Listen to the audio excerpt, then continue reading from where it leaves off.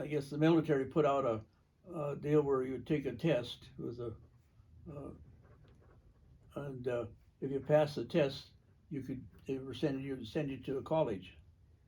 So there was some of us from the high school ever took the test, and there was only two of us that passed it. So we enlisted and took our physicals, and I happened to be colorblind, so I didn't. I wanted to go to the Air Force, but I couldn't do. It was the Air Corps at that time, and so I went Army, and the other fellow went Air Corps. So and then they sent us to the University of Idaho in Moscow. It was a engineering school, actually, is what it was. So we took trigonometry, we took uh, science, and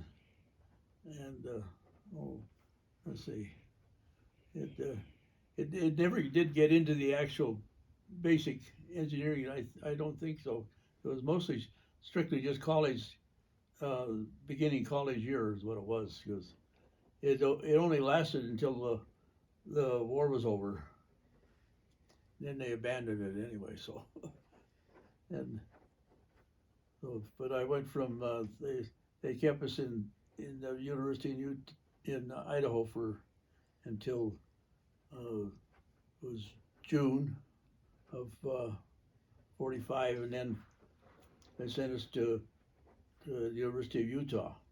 And we got down there, and then that's when things popped loose in the Pacific, and the Japanese gave up, so they abandoned the school and sent us to the regular army. So I went to Fort Lewis, and due to the fact that I already had all that training as far as basic goes, I was made a squad leader right off the bat, and I was a 5'6" squad leader with 6'6" members. So I was sent to Sam Houston. I got down there, and I received a letter from the Red Cross saying that my dad was sick, and they wanted me back home. So I had to fly home. I was home for a week, and then he was better, so I went back. By the time I got back, the ones I was sent to in Fort Sam were gone, so they put me in a holding barracks, and the fella I bunked next to was very athletic. He was a football player in Fort Lewis at the time. He played for the Army at Fort Lewis, and he he couldn't pronounce Pellegrini, so he called me Murphy.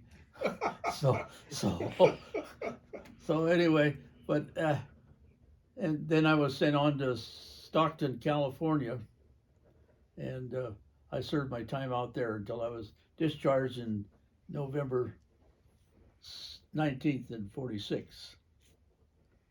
Interesting thing was when I was home a year, I picked up the paper, looked in the sports section, and the one that won the, oh jeepers, they call it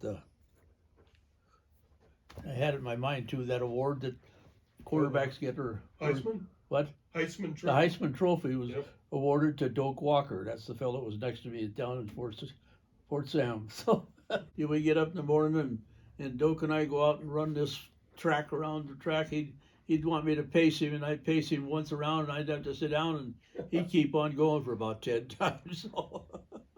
So